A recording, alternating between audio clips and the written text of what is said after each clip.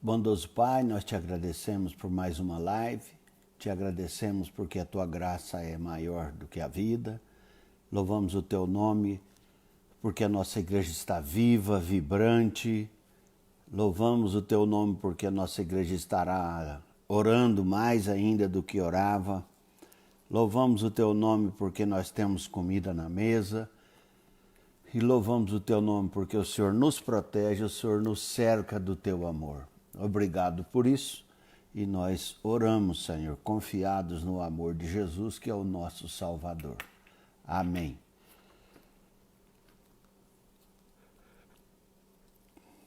Hoje nós estamos esperando dar 18h30 para começarmos, porque senão a gente começa antes e quem sabe que é 18h30 chega atrasado.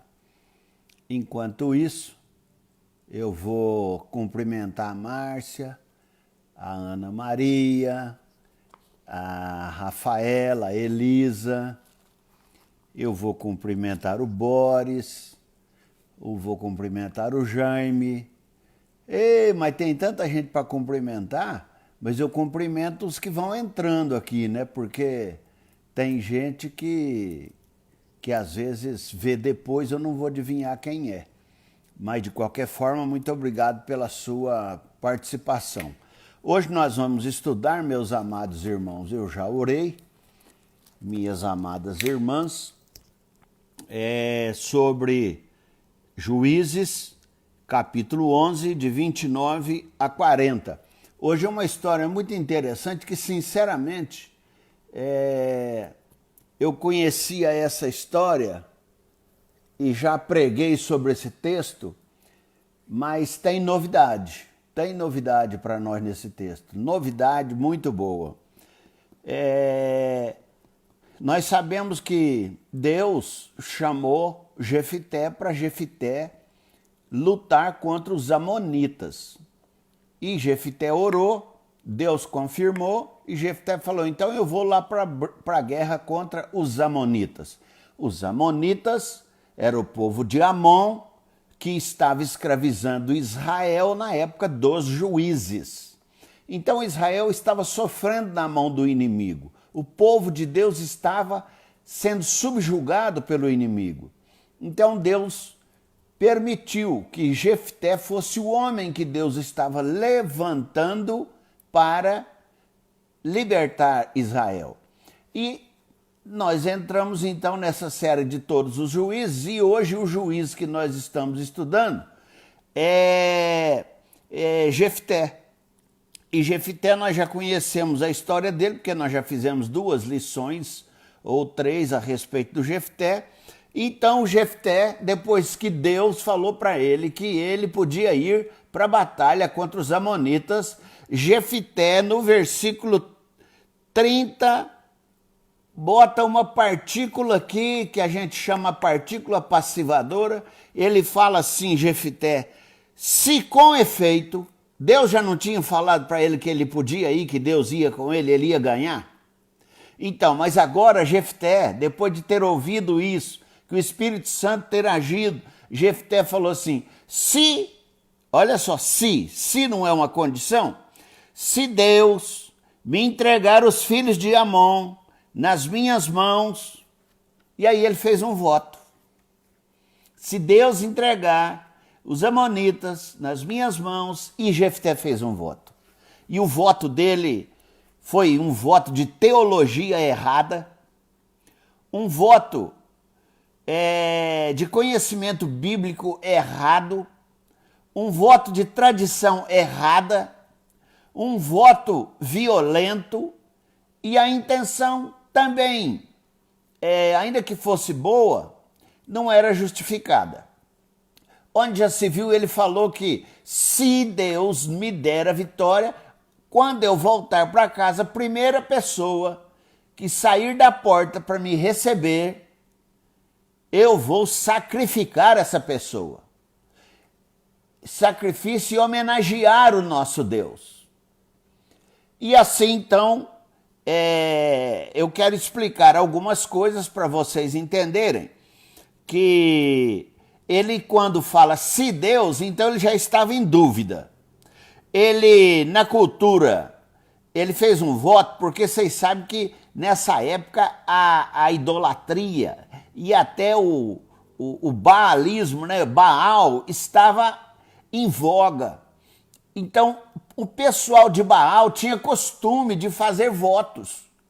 Mas não era o Deus de Israel, era a cultura pagã, a cultura de Baal.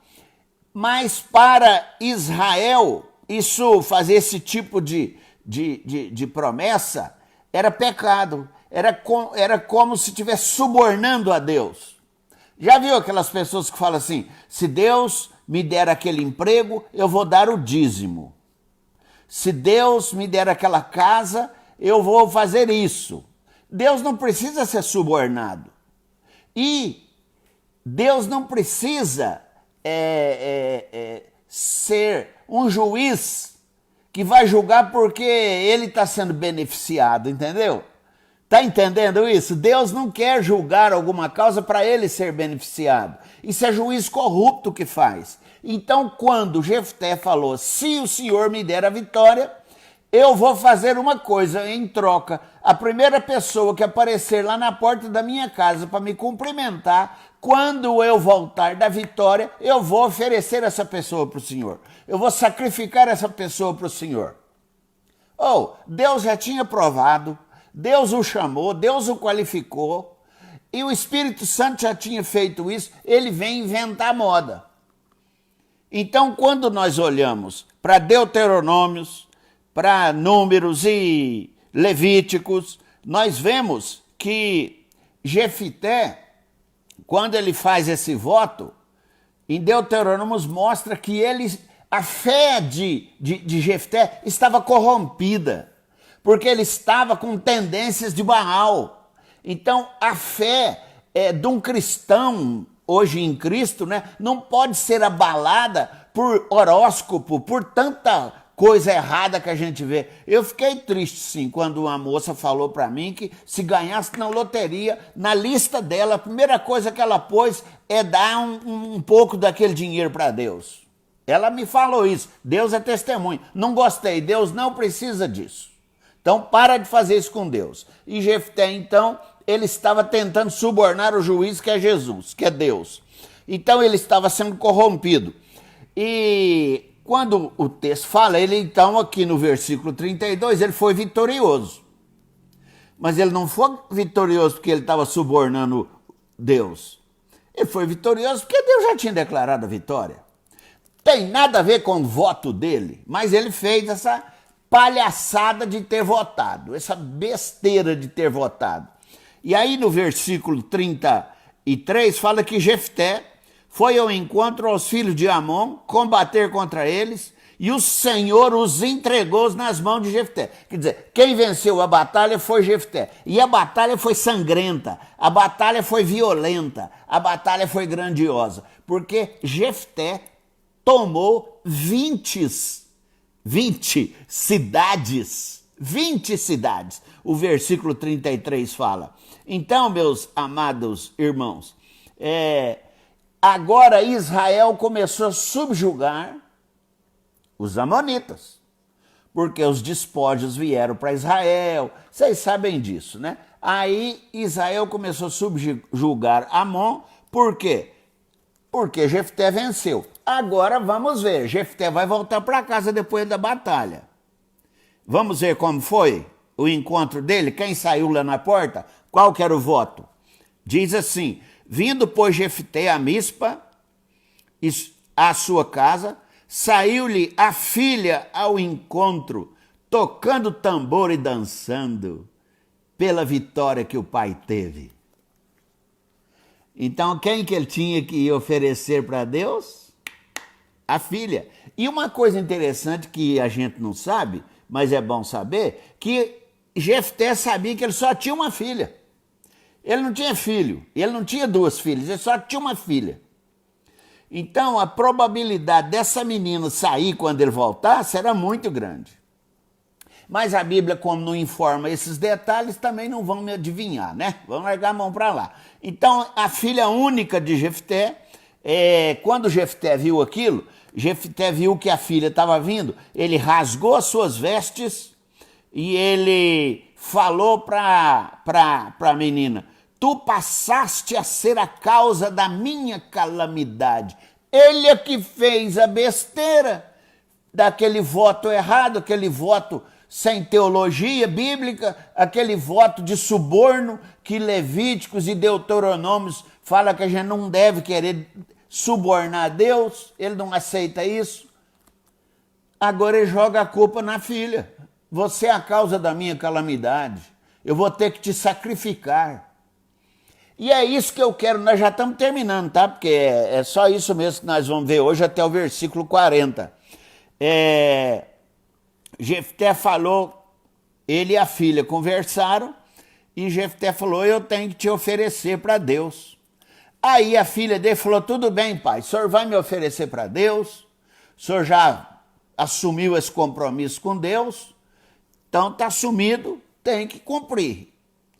Só que me permita primeiro, no versículo 37, me permita primeiro eu passar 2 meses no monte chorando com as minhas amiguinhas, chorando a minha virgindade com as minhas amiguinhas, porque ela era uma moça, uma donzela.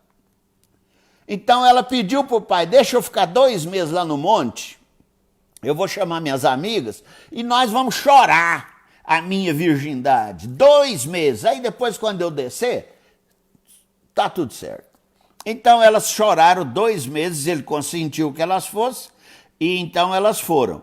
E aí diz o versículo 38, consentiu ele, vai, ele falou para a filha aí, e deixou-a ir por 2 meses. Então se foi ela com as suas companheiras e chorou a sua virgindade pelos montes. Olha só o que nós estamos vendo na Bíblia. Agora veja que situação. Diz o verso 39, que no fim de 2 meses ela tornou para o seu pai, e o qual lhe a fez segundo o voto por ele proferido. Agora leia aí comigo, presta atenção no versículo 39. Que ela desceu e ele fez o voto conforme havia proferido. Aí o texto fala: ela jamais foi possuída por varão. Aqui não fala que ela morreu. O sacrifício era qual? Era sacrificar a filha? Isso não era coisa de Deus. Isso era coisa de Baal. Mas na Bíblia tinha um socorro para ele. E o socorro está em Levítico 27, de 1 a 8. Não vou ler, é claro, que quando uma pessoa tinha que ser sacrificada, podia ser pago um valor, e aquele valor era oferecido aos sacerdotes para a casa do tesouro, e aquela pessoa não ia ser morta. Está lá em Levítico 27, de 1 a 8. Então poderia ser pago em moeda no lugar do sacrifício. E a Bíblia tem essa saída. Eu não sei se ele fez isso. A Bíblia não conta. Agora tem uma outra coisa, que tem uma versão dos estudiosos, é que fala que oferecer em sacrifício era oferecer a virgindade da filha. Ela ia ser virgem, ia ser irmã, freira, ela ia para o convento, ela ia para não sei onde, ela ia ficar virgem o resto da vida. Isto era oferecer para Deus a filha. Então tem essas duas coisas. Podia ser substituído por dinheiro e também podia não ser a morte, podia ser a virgindade, porque ela subiu para chorar a virgindade, depois desceu. A Bíblia fala que nunca mais homem nenhum possuiu, ou a Bíblia está dando uma informação que a gente não está conseguindo alcançar. Ué, se ela morreu, não precisava falar que homem nenhum a possuiu, né? Do mesmo jeito que pode. Ela morreu, então homem nenhum possuiu. Mas isso não é assim que fala. Fala que nenhum homem a possuiu para o resto da vida. Bom, então eu gostaria que vocês soubessem algumas coisas aqui para a gente terminar. Se você ler que a lei de Moisés proibia terminantemente sacrifícios humanos. Então Jefté, ele estava teologicamente errado. teologia errada. Mas ele vivia nas gangues, fazendo bagunça, matando os outros, os amigos dele não iam à igreja também. E aí eu vou te falar os versículos, se você quiser ler, depois é Levítico 18, 21, Levítico 20, de 2 a 5, Deuteronômio 12, 31, igual eu já falei. Esses textos mostram que não podia fazer aquilo que Jefté falou. Então, o que eu quero dizer para vocês é o seguinte, independente da loucura de Jefté, Deus deu para ele a vitória. O povo de Israel não tinha culpa dele ter feito um voto tão besta desse. Então, quando Deus quer livrar você, esqueça dos homens, esqueça de querer ter mérito, esqueça de querer subornar a Deus, esqueça de querer fazer coisas que a Bíblia não fala para fazer. Se ele lesse a Bíblia, ele ia ver que ele não podia falar em sacrifício da filha. Agora é muito bom, né? Ele queria vitória, aí pega a virgindade da filha e fala, ela vai ser virgem. Que decisão atrapalhada é essa também? Ou então, vou matar a filha, vou sacrificar, ela vai morrer? Ah, pelo amor de Deus. Então, a Bíblia, como não fala, nós não vamos ficar aqui querendo adivinhar, mas tinha essas opções. Então, a gente não sabe se ela morreu, a gente não sabe se foi pago o sacrifício por dinheiro, e a gente não sabe se foi a questão da virgindade mesmo. Se eu tivesse que falar para vocês o que eu penso, que eu também tenho direito de pensar. Eu entendo que ela foi oferecida em sacrifício, ficando virgem até o final dos seus dias. É isso que eu entendo melhor. E eu sei que tem muita gente interpretando daqui e dali. Então nós vimos a loucura de Jefté. Teologia errada, cultura errada, ele estava sendo corrompido, querendo comprar a Deus. Então essas coisas todas não tiraram que ele fosse vitorioso. Então Israel ganhou. A filha única é que sofreu algum dano por ele ter feito isso. Será que ela foi para o convento? Nós vamos saber isso quando chegar no céu. Eu vou chegar lá e vou falar, Jefté, o que você aprontou? Já pensou lá no céu a gente poder tirar essas dúvidas? Mas vamos pegar as lições para nós. E amanhã nós vamos falar que Jefté ele peleja contra os efraimitas. Outro texto lindo. Eu não falo muito todo dia, porque se eu falar, você desliga e vai embora. Então terminou nosso estudo hoje. E hoje às 9h30 eu vou entrar numa live com a segunda igreja de Barretos, só que é no Instagram. Pode procurar que a Márcia já mandou para todo mundo. Entra lá. E amanhã às 18h30, aqui de novo. Deus te abençoe. Um beijo de longe. Um sorriso de longe. Um abraço de longe. Obrigado, meu irmão. Até amanhã.